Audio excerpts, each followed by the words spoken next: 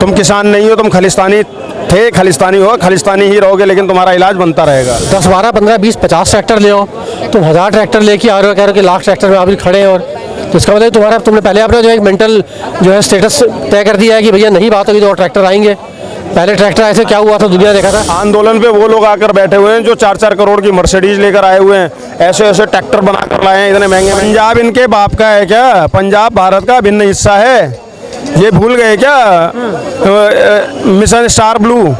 ये खालिस्तानी भूल गए क्या कि मिशन स्टार ब्लू इस देश में हो चुका है? ये लोग सिर्फ और सिर्फ देश तोड़ने की साजिश में लगे हुए हैं। ये खालिस्तानी फंडिंग के तहत ये लगे हुए हैं और कोई इनके पास एजेंडा नहीं है। राकेश टिकैत आ क्यों नहीं रहे हैं? आएंगे कल हो सकता है कल से एंट्री करें। वो हो सकता है उनको फंडिंग हो गई हो, ये भी हो सकता है कि उनको भी फंडिंग हो गई हो। पहले तो सबसे पहले मैं बता दूं, देखो किसान आंदोलन नहीं है ये कनाडा से फंडिंग होकर एक खालिस्तानियों की वो है साजिश है जी। और ये सिर्फ चुनाव तक ही रहने वाली है। जहाँ तक मुझे लग रहा है सिर्फ 2024 के लोकसभा इलेक्शंस को देखते हुए ये आए हैं। इन्हें किसान कहना बंद करें, क्योंकि किसान अभी भी अपने खेतों में हल चला रहा है जी।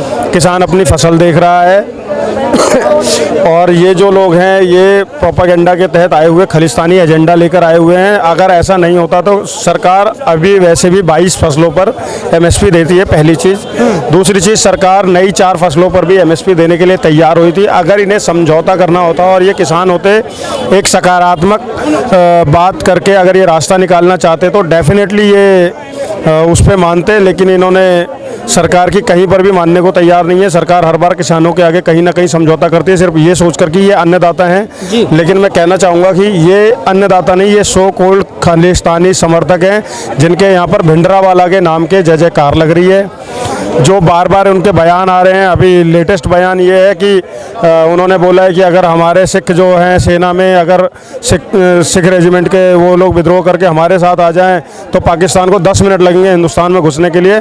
तो मैं इन खालिस्तानियों को बहुत खुलकर एक बात बता दूं कि हिंदुस्तान में सिर्फ और सिर्फ सिख रेजिमेंट ही नहीं है, उसमें और भी रेजिमेंट है, राजपूत रेजिमेंट, गोरखा रेजिमेंट और इस तरीके के तमाम 85% लोग पूरे भारत से और भी आते हैं, सिर्फ सिख ही नहीं आते हैं।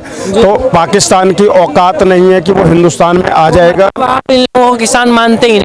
मैं सर एक बात बताइए ना, आप पत्रकार हैं जी, निष्पक्ष हैं जी, लेकिन एक सवाल का जब प्रश्न आएगा, जब बात हिंदुस्तान और पाकिस्तान की आएगी तो आप किसके पक्ष में होंगे? हिंदुस्तान की। तो एक अगर देश का किसान है, मेरे देश का किसान है और ये कह रहा है कि सेना के जवानों को, जो सेना हमारी वहाँ पर डटी हुई है, चाहे वो सर्दी हो, गर्मी हो, बरसात हो, धूप हो, सब डटी हुई है, उससे भी वो क्या कह रहे हैं और कह रहे हैं कि पाकिस्तान हमारे देश में घुस जाएगा।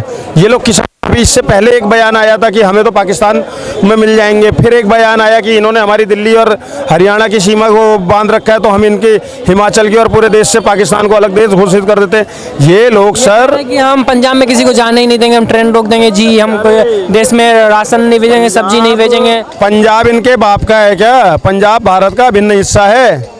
ये भूल गए क्या mission star blue?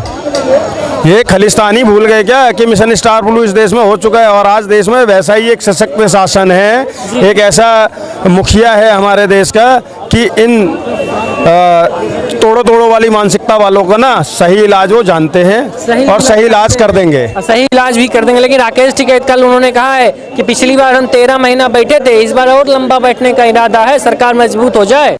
Rakesh Tikait आ क्यों नहीं रहे हैं? आएंगे कल हो सकता है कल से एंट्री करें। वो हो सकता है उनको फंडिंग हो गई हो, ये भी हो सकता है कि उनको भी फंडिंग हो गई हो इसलिए आना शुरू कर रहे हो। अब से पहले तो नहीं है, किसान तो 5-6 दिन से 13 तारीख से बैठे हुए हैं। तो बार ये कह रहे हैं ना कि दिल्ली दूर नहीं, हम सरकार को कह दे रहे हैं दिल्ली दूर नहीं है और हम चाहते भी नहीं है कि अगर आप असली किसान हो और सही मुद्दों पे आओगे ना तो दिल्ली बिल्कुल दूर नहीं है। देश हमारा एक है, आप अन्नदाता हो, हम टैक्स पेयर्स हैं, हम लोग एक दूसरे के सामंजस्य से ही देश चलता है। लेकिन इन लोगों ने ना एक अलग ही टाबू बना दिया है कि नहीं हम ही अन्नदाता हैं, हम ही जो कुछ है, ऐसा नहीं होता है। इनको समझना पड़ेगा कि इस देश में 140 करोड़ की जनसंख्या निवास करती है और इस देश का टैक्स पेयर भी उतना ही सम्मानित है जितने कि आप किसान हो, खेत में हल चलाकर सम्मानित हो, पहली चीज़।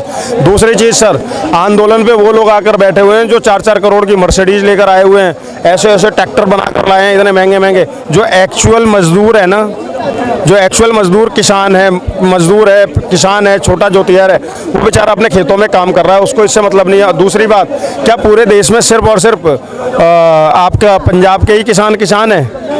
मध्य प्रदेश में किसान नहीं है, एमपी में किसान नहीं है, उत्तर प्रदेश में किसान नहीं है, कौन से राज्य में किसान नहीं है? मैं खुद भी किसान का बेटा और पोता हूँ। आप किसान के बेटे मैं हैं? खुद भी किसान का पोता हूँ। हमारी भी गांव में ज़मीन है, हमने अभी बटाई पर दे दी है। मेरे पिताजी यहाँ पर रहते हैं, बाकी मेरे पिताजी 4 भाई हैं, 3 भाई गांव में ही रहकर करते हैं। ऐसा नहीं है, हम लोग भी किसान परिवार से ही आते हैं।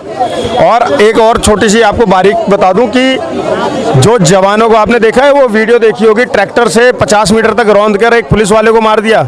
सेना में और पुलिस में कौन जाता है सर? किसी पूंजीपति का बेटा जाता है क्या? सेना में यही किसान, गरीब, यही मध्यम वर्गीय परिवारों के बच्चे ही जाते हैं ना, किसी पूंजीपति का नहीं जाता ना।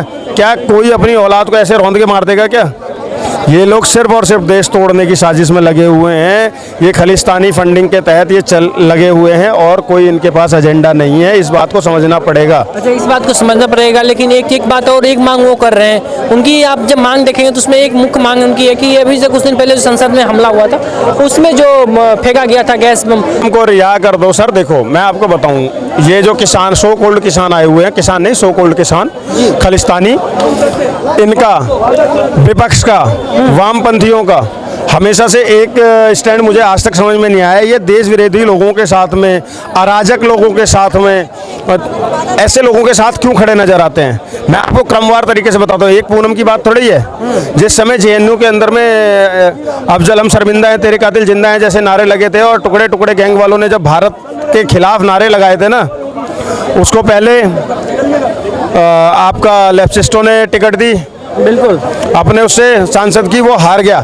आज कांग्रेस ने उसे अपने शीर्ष नेतृत्व में जगह दे रखी है, कांग्रेस के शीर्ष नेताओं में से मुखिया आता है, ठीक है। ये लोग उनको रिवार्ड देते हैं। ये शाहीन बाग खड़े हो जाते हैं, वो शाहीन बाग वाले क्या करते हैं, दिल्ली जाम करके बैठ जाते हैं। ये लोग मौजपुर, बाबरपुर, आपका गोकलपुरी क्षेत्र में दंगा कर देते हैं, दिल्ली के अंदर दंगे हो जाते हैं, ये उनके साथ खड़े होते हैं। ताहिर हुसैन के साथ विपक्ष खड़ा था, शर्जिल इमाम के साथ में ये लोग खड़े होते हैं, आज पूर्व यादव के साथ ये लोग खड़े हैं। मतलब जितने अराजक तत्व हैं, जितने देश विरोधी लोग हैं, उनके साथ आप कैसे खड़े हो सकते हो यार? अगर आप मेरे देश के एक सही में सच्चे भारतीय हो ना, तो आप सबसे पहले आपके लिए भारत माता है, उसके बाद कुछ आता है। भारत माता के बाद ही सब कुछ है। लेकिन आप एक एजेंडे के तहत, फंडिंग के तहत आप अपने ज़मीर को बेच चुके हो और इसलिए ये सब कर रहे हो। मैं इतना ही कहना चाहूँ। तो किसान नहीं है ये, सीधा सीधा मेरी नज़र में किसान नहीं है सर, बिल्कुल भी। किसान आज भी खेत में हल चला रहा है, किसान ट्रैक्टर से बुआई जुताई कर रहा है, किसान खेत में है। किसान के पास इतना समय ही नहीं है कि वो आके दंगे करे।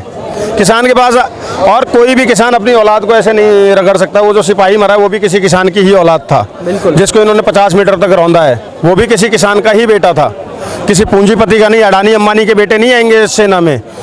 तो तुम किसका विरोध कर रहे हो कायदे से? तुम अपने ही किसान भाइयों पर पथराव कर रहे हो, उनको मार रहे हो। तुम अपने ही देश को तोड़ने की बात कर रहे हो।